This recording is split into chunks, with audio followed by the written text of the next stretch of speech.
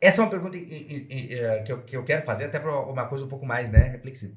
Por que que a gente, por que que você acha que a gente, é necessário que se pague tanto imposto?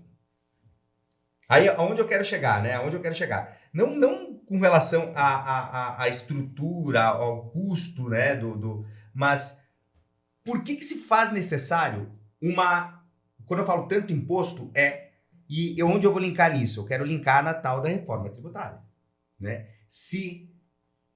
Por que que é necessário tanto? A gente falou um pouco, né, antes sobre a história de que cada lugar cobra de um jeito e tal, né? Eu imagino que deva ter muito disso também deva ser em função de, cara, ok, nesse município a gente precisa de repente dar um apoio um pouco maior para determinado setor ou outro, né? Eu não sei até que ponto isso também é justo, se falando em capitalismo pleno, né? Mas a gente sabe que não existe.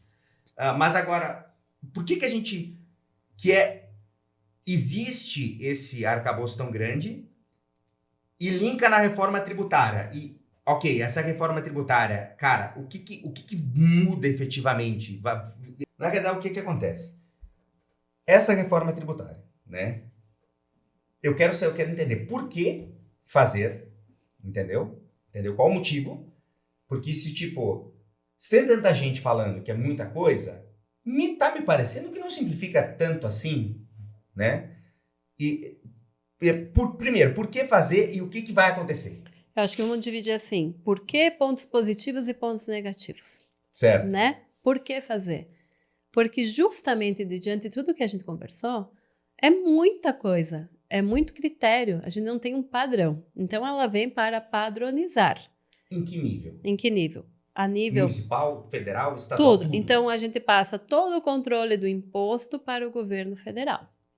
Deixamos de ter os controles do município, deixamos de ter os controles do estado, e quem vai determinar quanto tu vai pagar de IPTU, quanto tu vai pagar de IPVA, quanto tu vai pagar numa doação, numa morte, numa herança, é o governo federal.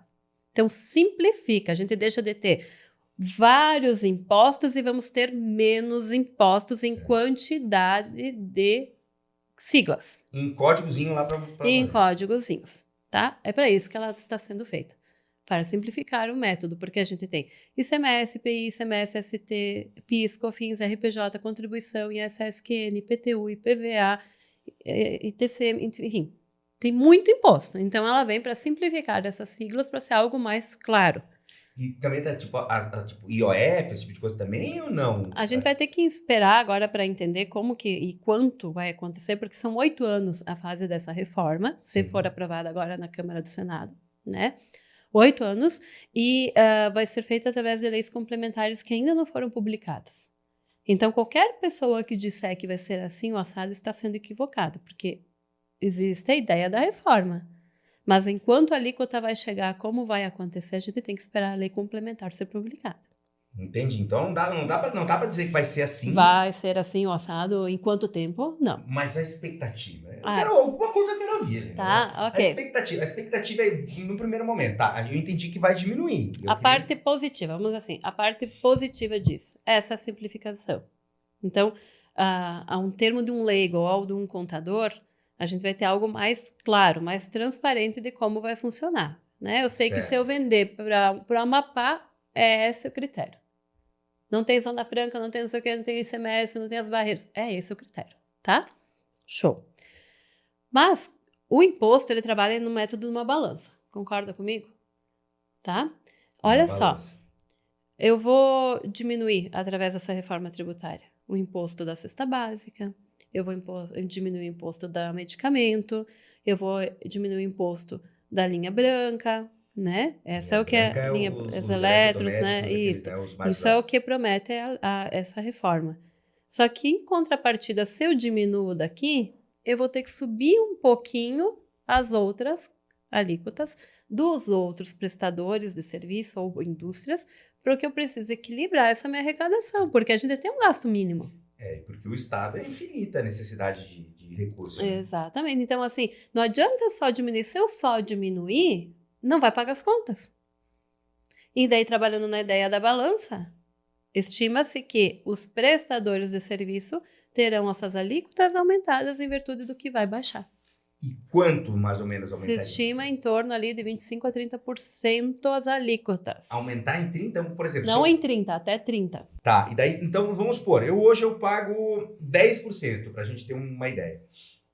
Sou prestador de serviço, então eu começaria a pagar 12,5%. Gradativamente, 12, 15, 20, 25, 27. Poderá ser que chegue nisso. 27% para um prestador de serviço? 30. Não, É o que se estima. Eu achei que era 30% a mais. Então, se eu pagava 10, pagava 13. Não! Gente do céu! Então, por isso que muito se fala, né? E outra coisa que preocupa muito é o quê? O IPTU. O IPTU, a prefeitura diz que tu paga lá sobre o valor do imóvel. Uhum. Prevê-se na reforma uma avaliação de tanto em tanto tempo para ver quanto está valendo aquele teu imóvel e tu pagar o IPTU sobre o valor real dele. Mas daí tu vai pegar uma senhora... Olha a loucura disso. A senhora mora lá na Avenida Planalto. Ela tem essa casa que ela fez com a família dela, com o marido dela.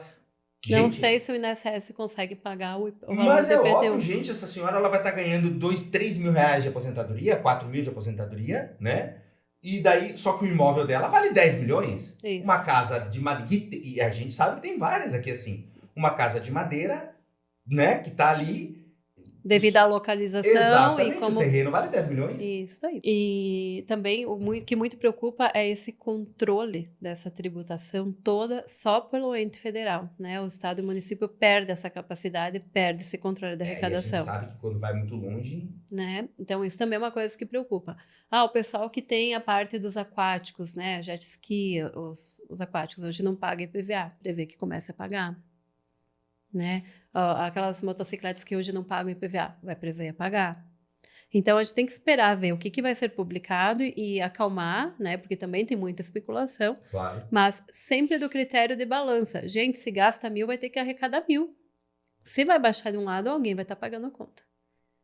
Né? Eu ouvi um do empresário esses dias, ele me disse, mas o setor tem que ir lá e pressionar. Tudo bem, ele vai pressionar para beneficiar, mas alguém vai pagar. Exatamente, vai estar beneficiando o setor dele. Então, Né? o meu setor também tem que pressionar. Aí o pessoal diz assim, então vamos pegar e vamos abrir e sair abrindo holding. Calma, porque a gente não sabe qual que vai ser o tratamento da holding. Daqui a pouco tu vai lá, gasta 30, 40 mil para abrir uma holding, e daqui a pouco o tributo da holding vai ser infinitamente maior do que o outro.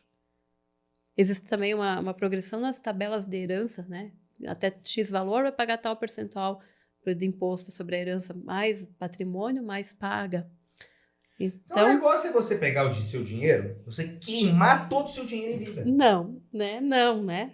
Você queima todo o seu dinheiro em vida e os filhos que vão fazer o dele.